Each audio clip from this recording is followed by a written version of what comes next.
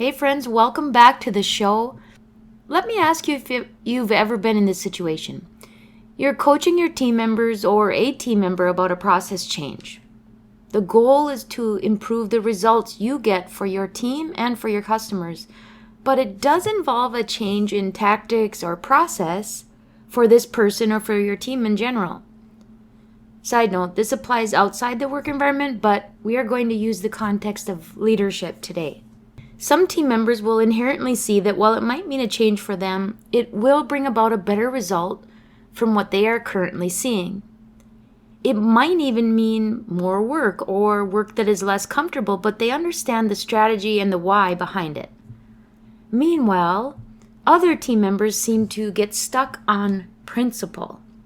They are resistant to change because they see the current methods sufficient and that the responsibility for change lies elsewhere, that the failure to achieve the desired result is a failure on the part of someone else, and by changing the way we do things, we would be enabling bad behavior in others.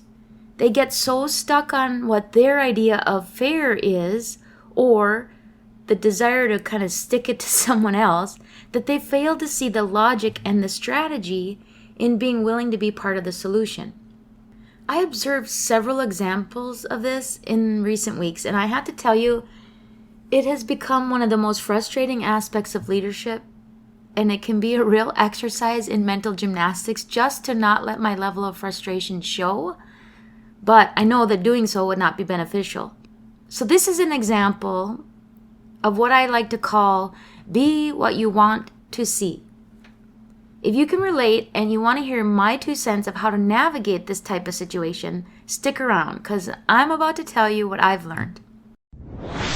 Hey friend, are you feeling overwhelmed by the never-ending demands on your time? Do you find yourself constantly juggling work, family, and personal commitments only to end up feeling guilty and burned out? Well, I've got just the solution for you.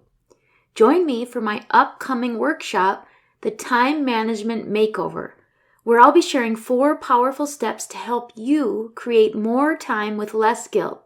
Trust me, you won't want to miss this opportunity to transform your relationship with time and reclaim control of your schedule. Head over to the link in the show notes to reserve your spot now. And hey, it's free. Welcome to the Grace-Filled Leader Podcast. Do you want better work-life balance? Do you get stuck in patterns of perfectionism and people-pleasing? Have you always been an overachiever but never really felt good enough, no matter how much outward success you achieve? Do you want more time for the things that matter most? Well, you are in the right place. Here on the Grace-Filled Leader Podcast, we focus on spirit-driven success and share the secrets to having better work-life balance as a busy woman in leadership. Here you will learn how to set boundaries like a boss, find peace of mind, and reclaim your time for the things that matter most. Hi, I'm Tanya, a wife, mom, leader, and certified Christian life coach. For most of my life, I tried to find worthiness through achievement. I spent decades people-pleasing and pouring myself into my work. I was looking for my value through the approval of others. This led me to feel burned out, empty, and exhausted. I had no time or energy for myself or my family. I realized that I was wasting time and energy looking for validation in all the wrong places. But my life changed when I finally surrendered and God showed me a different way. It is my mission to help you start living the abundant life God has for you. If you're ready to become fueled by grace and find freedom from people-pleasing, if you're ready to multiply your time and impact as a Christian woman in leadership, this podcast is for you. Roll up your sleeves, sister friends. It's time to get after it.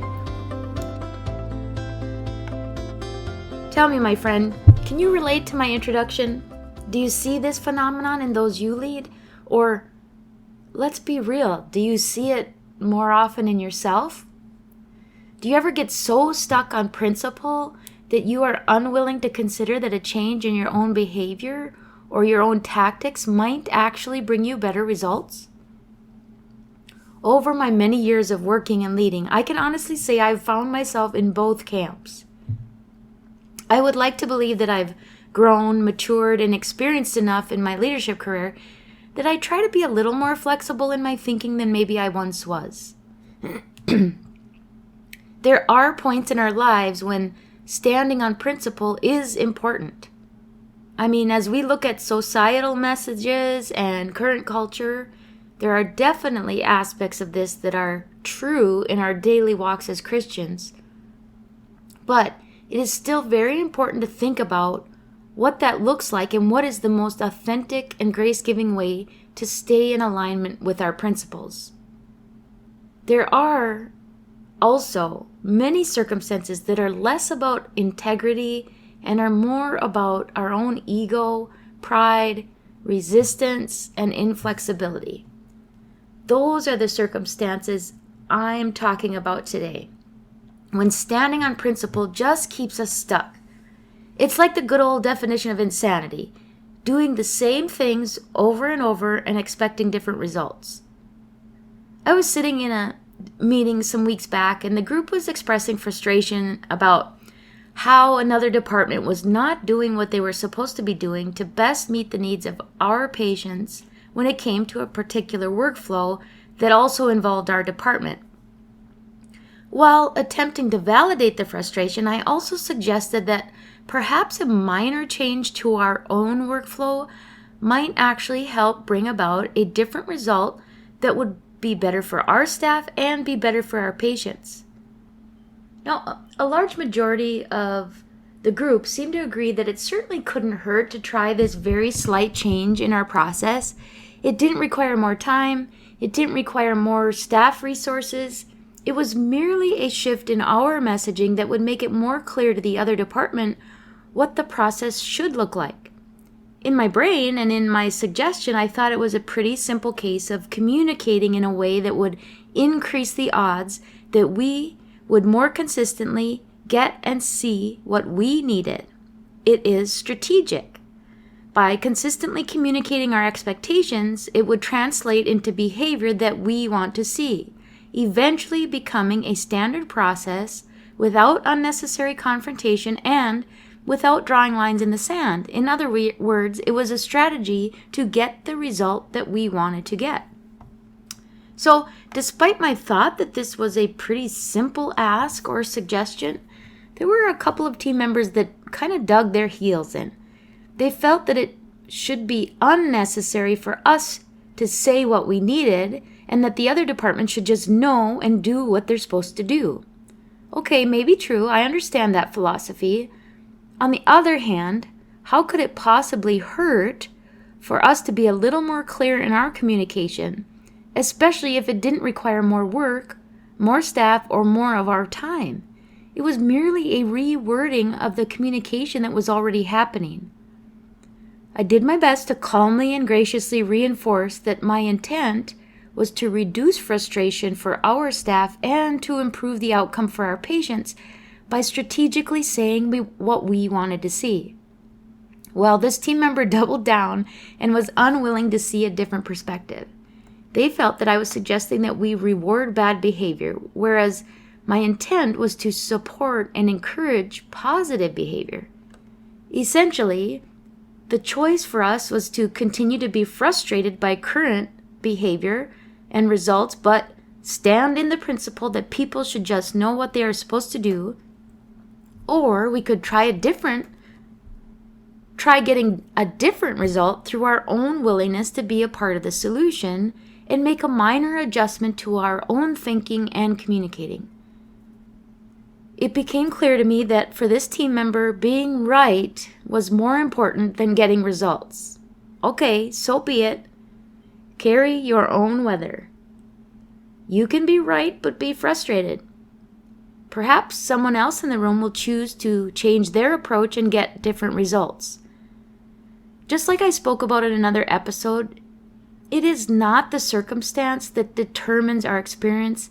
It is how we choose to respond to it. In other words, sometimes us choosing to be right will result in our experience of continuing to be frustrated.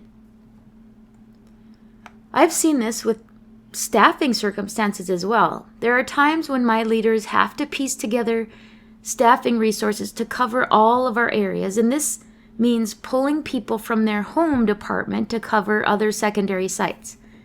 And while we have a small handful of people who never really complain about this, I would say it's not a popular situation for most. People want to be comfortable. They want to practice where they are most familiar and most comfortable. That's just human nature. Totally understandable. However, there is the reality that doing the right thing for our business and our patients sometimes comes in direct conflict with the comfort of our team members. While we do our best to make it as fair as we can, there are inevitably situations in which we can't make it completely fair, and there are feelings of frustration by some. No matter how fair it might be and how many people are impacted and uncomfortable, human nature seems to lead people to look for how and where it is unfair for them. They much prefer someone else to be assigned the discomfort. Now, side note about my work family, my team. I've known most of them for a very long time, and we typically function really well as a work family, supporting one another through personal and professional challenges. I've been witness to and recipient of a great deal of blessing and support from my team. That being said, there are occasions when altruism goes out the window. I actually see that more in our people and in our society as a whole over the past several years. Self-preservation and self-servitude takes priority and is communicated under the guise of standing on this principle of fairness. I've struggled to release my own emotional response to this. I've always had an idealized view of how team dynamics should look. I want everyone to work together for the good of the whole all of the time. Well, that just isn't especially realistic. We are all flawed humans who function in our flesh. We have an innate desire to seek safety, comfort, and self-preservation. It shows up in different ways and at different times. For some, more often and obvious than others. So as leaders, what do we do with all of this? What do we do with the desire for continuous improvement and collaboration juxtaposed with the reality of human behavior and mindset? We are influencers, and we ought to use our influence for good. That being said, there will always be those amongst us who are unwilling to be influenced. There may be times when we need to look at our own motives and methods of influence. Ask yourself, is there an opportunity to frame it differently or consider another perspective? Ask yourself if you've done your best to validate the human emotions, communicate positive intent, while also being consistent in implementing necessary change and being willing to sit in the discomfort that comes with change. Just because there is resistance to change or resistance to decisions you make as a leader does not mean that the change is wrong or that the decision is wrong. If every decision you make results in everyone being happy and comfortable, chances are you are not effectively implementing and managing change in a way that will move your team and your organization forward. We all need to be challenged. If we're not challenged, we do not grow. If we do not challenge our teams, they will not grow. The secret sauce is figuring out how to build trust and convey trust at a level that results in a team that is willing to embrace the what because they understand the why, even when the how might cause some discomfort. And as leaders, we need to be ready to allow some discomfort, both in our team and in ourselves. We need to be prepared for the fact that not every single member will embrace the what, the why, or the how. Some may choose to stand on their own sense of principle. When you witness this, ask yourself if there is anything to learn for yourself. Do you model this in any aspects of your leadership? Just get curious about the feelings that lead to the behavior. Do what you can to validate the feelings in a responsible and grace-giving way, but if you have assessed your motive and method for setting an expectation, and you have done your best to deliver the message in a responsible and receptive way, be prepared to navigate the discomfort. Offer safety through consistency. Be consistent in your messaging and be willing to assess and respond, perhaps pivoting if the result is different than intended. Don't be an example of rigidity in that you are not receptive to change or influence if the course needs correcting. Model the behavior of choosing results over the need to be right. This is as much a word of advice to myself as it is to you.